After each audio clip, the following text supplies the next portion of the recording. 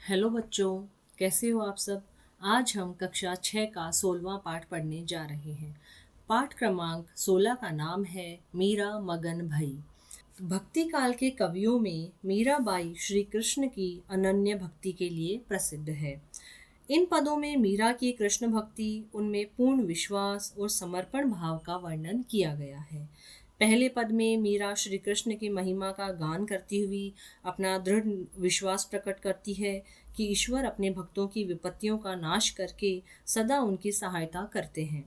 दूसरे पद में ईश्वर के नाम स्मरण की महिमा का बखान किया गया है।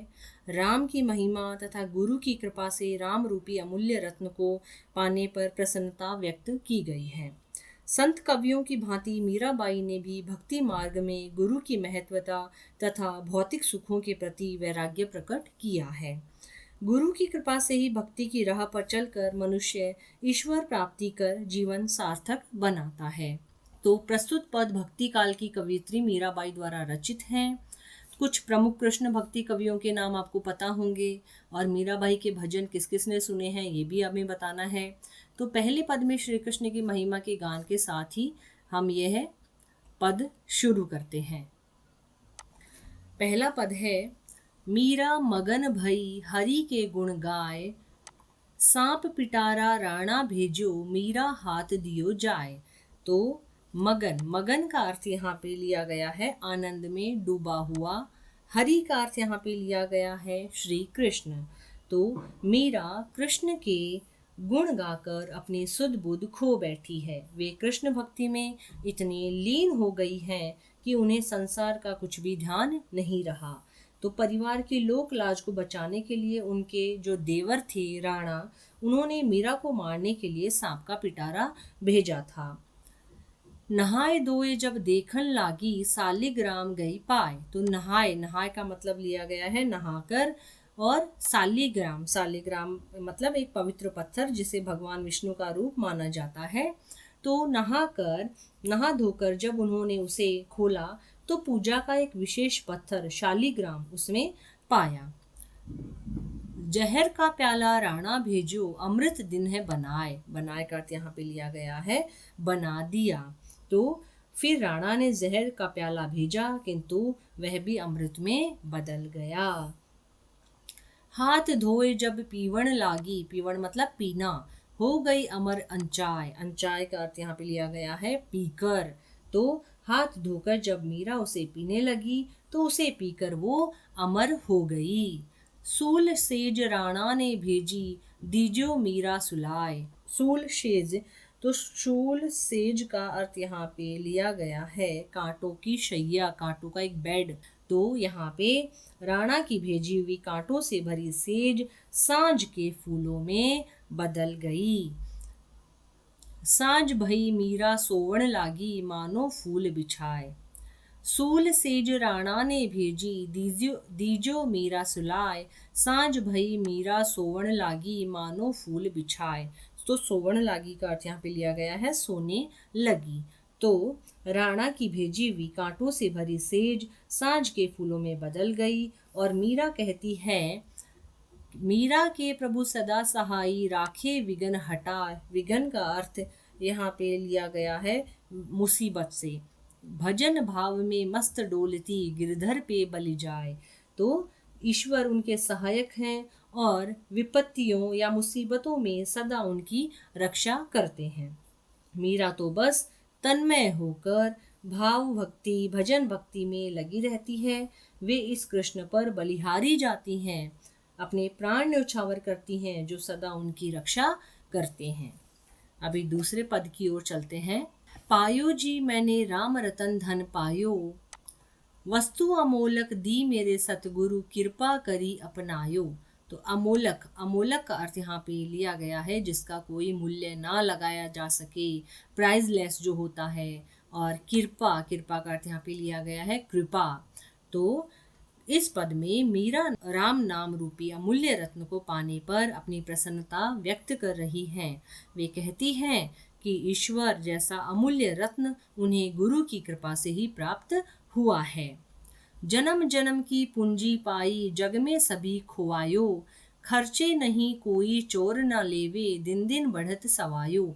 तो पूंजी का अर्थ यहाँ पे लिया गया है धन दौलत या संपत्ति से, खोवायो का अर्थ यहाँ पे लिया गया है खो दिया, और सवायो का अर्थ यहाँ पे लिया गया है सवा गुना। तो वे इसे अपने जन्म भर की पूंजी मानती हैं। इस संसार के जंगल में ईश्वर भक्ति खो जाती है। मीरा सांसारिक संपत्ति को इस धन के सामने कुछ भी नहीं समझती। यह ऐसा धन है जो खर्च करने पर घटता नहीं, चोर इसे चुरा नहीं सकता। यह तो दिन रात बढ़कर सवाया होता जाता है, यानी बढ़ता जाता है। सत की नाव खेवटिया सतगुरु, भव सागर तर आयो। मीरा के प्रभु गिरधर नागर, हरक हरक जस गायो। तो सत का अर्थ यहाँ पे लिया गया है सत्य से, खेवटिया का अर्थ यहाँ पे लिया गया है नाविक से, भव सागर का अर्थ है संसार रूपी सागर, तर का अर्थ है तर जाना या पार कर जाना, हरक का अर्थ है हर्षित होना, प्रसन्न होना, जस का अर्थ है यश या ग्लोरी। तो वे सत्य की नाव में बैठी हैं और गुरु उस नाव को चला रहे हैं। इस नाव से वे इस संसार को पार कर लेंगी, अर्थात सत्य बोलते हुए वे गुरु के मार्गदर्शन में इस संसार से मोक्ष प्राप्त कर लेंगी। सत्य की नाव के सहारे मीरा यह संसार रूपी सागर यानी भव सागर को पार कर सकी हैं। उन्होंने सच्चे गुरु के मार्गदर्शन से ब्रह्म को पा लिया है। मीरा के प्रभु तो श्री कृष्ण ही हैं, वे प्रसन्न होकर उनके यश का गान करती हैं। तो यहाँ पे हमारे श्री कृष्ण के जो भक्ति भावना वाले पद हैं वो समाप्त होते हैं। आगे हम बढ़ते हैं मौखिक और लिखित प्रश्नों की ओर। मौखिक का पहला प्रश्न है, मीरा ने किसका गुणगान किया है? तो मीरा ने श्री कृष्ण का गुणगान किया है। राणा ने पिटारा क्यों भेजा? राणा ने मीरा को मारने के लिए पिटारे में सांप रखकर भेजा। ग है, जहर किस में बदल गया? तो जहर अमृत में बदल गया।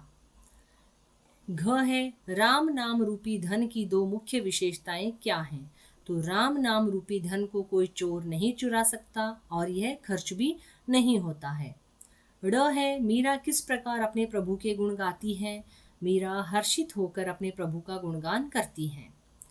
लिखित का पहला प्रश्न है, मीरा किस प्रकार कृष्ण भक्ति में लीन हो जाती है? तो मीरा मग्न होकर हरि के गुण गाती हुई कृष्ण भक्ति में लीन हो जाती है। ख है, प्रभु ने मीरा की रक्षा किस प्रकार की? सांप को शालिग्राम, जहर को अमृत और कांटों को फूलों में बदलकर प्रभु ने मीरा की रक्षा की। ग है, मीरा के गुरु ने उन पर किस प्रकार कृपा की? मीरा के गुरु ने उन पर कृपा कर राम नाम रूपी रत्न दिया और उन्हें अपना लिया। घ है, मीरा की भक्ति से नीचे लिखी वस्तुएं किस किस में बदल गई?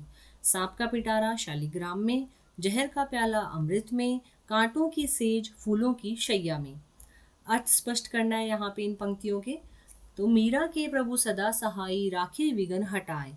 तो मीरा के प्रभु मीरा की भक्ति से प्रसन्न हैं, वे उनकी भक्ति के मार्ग में आने वाले विघ्नों अर्थात कठिनाइयों को दूर कर देते हैं। दूसरा है, खर्च नहीं कोई चोर ना लेवे, दिन दिन बढ़त सवायो। कि राम नाम रूपी धन दिन दिन सवाया होकर बढ़ता ही चला जाता है, क्योंकि यह कभी खर्च नहीं होता है। सही उत्तर चुनकर हमें यहाँ पे सही का निशान लगाना है। तो हमने यहाँ पे लिखे हैं, मीरा के पद किसका गुणगान करते हैं? कृष्ण हरि का। मीरा ने जन्म जन्म की पूंजी किसे कहा है? राम नाम को। ग है, मीराबाई ने कौन सा धन प्राप्त कर लिया है? तो ईश्वर भक्ति। सोचकर लिखिएगा। प्रश्न है, हम गुरु के प्रति आदर भाव कैसे प्रकट करते हैं? तो गुरु की आज्ञा का पालन करके, उनके द्वारा दिए गए कार्य को करने में प्रसन्नता का अनुभव करके, अपनी भूल के लिए क्षमा मांगकर तथा पुनः उस गलती को न दोहराने की कोशिश करके, शांत भाव से खड़े होकर धीमे स्वर में बात करके और जिन नैतिक मूल्यों की सौख वे देते हैं उनका पालन करके गुरु के प्रति आदर भाव प्रकट कर सकते हैं। आगे हम बढ़ते हैं भाषा से के व्याकरण के प्रश्न उत्तर की तरफ। तो भाषा से का पहला प्रश्न है, नीचे लिखे शब्दों के मानक रूप हमें लिखने हैं। तो मगन मग्न, सूल शूल, रतन रत्न, जस यश, अमोलक अमूल्य, सत सत्य, सेज शैया, खर्च खर्च। प्रश्न संख्या 2 है, इन शब्दों का वर्ण विच्छेद करना है हमें। सतगुरु, सांप, प्रभु और कृपा। तीसरा प्रश्न है विशेषण और विशेष्य। तो विशेषण शब्दों के लिए उचित विशेष्य हमें यहाँ पे लिखने हैं। अपार धन, अमूल्य उपहार, कोमल मन, दिव्य दृष्टि। प्रश्न संख्या 4 है, विलोम शब्द लिखने हैं। कोमल कठोर, खोना पाना, फूल कांटा या कंटक, अमृत विष, गुण अवगुण, यश अपयश। प्रश्न संख्या 5 में एक अपठित गद्यांश हमें दिया गया है। इस गद्यांश को पढ़कर ध्यानपूर्वक हमें प्रश्नों के उत्तर देने हैं। तो पहला प्रश्न है, प्राचीन काल में किस पर लिखा जाता था? तो उत्तर है, प्राचीन काल में मिट्टी की आधार पट्टियां बनाकर उन पर लिखा जाता था। दूसरा है, इन पर धार्मिक नैतिक सूक्तियां और महत्वपूर्ण दस्तावेज लिखे जाते थे। दूसरा प्रश्न है, मिट्टी की आधार पट्टियों पर क्या क्या लिखा जाता था? तो इस पर धार्मिक नैतिक सूक्तियां और महत्वपूर्ण दस्तावेज लिखे जाते थे। तीसरा है, साहित्य पद्य में क्यों रचा जाता था? तो पद्य सरलता से याद हो जाता है, इसलिए साहित्य पद्य में रचा जाता था। चौथा है, मौखिक कथन और श्रवण परंपरा किसे कहते हैं? तो वे श्रुतियाँ और स्मृतियाँ जो प्राचीन ज्ञान को हम तक पहुँचाने में सफल रही हैं, इन्हें मौखिक कथन और श्रवण परंपरा कहते हैं। पांचवा है, श्रुतियों और स्मृतियों द्वारा किस कार्य में सफलता मिली और क्यों? तो श्रुतियों और स्मृतियाँ द्वारा प्राचीन ज्ञान को हम तक पहुँचाने के कार्य में सफलता मिली, क्योंकि ये श्रुतियाँ ही मौखिक कथन व श्रवण परंपरा की आधार रही हैं। तो आशा है आपको यह पाठ अच्छे से समझ में आया होगा। धन्यवाद।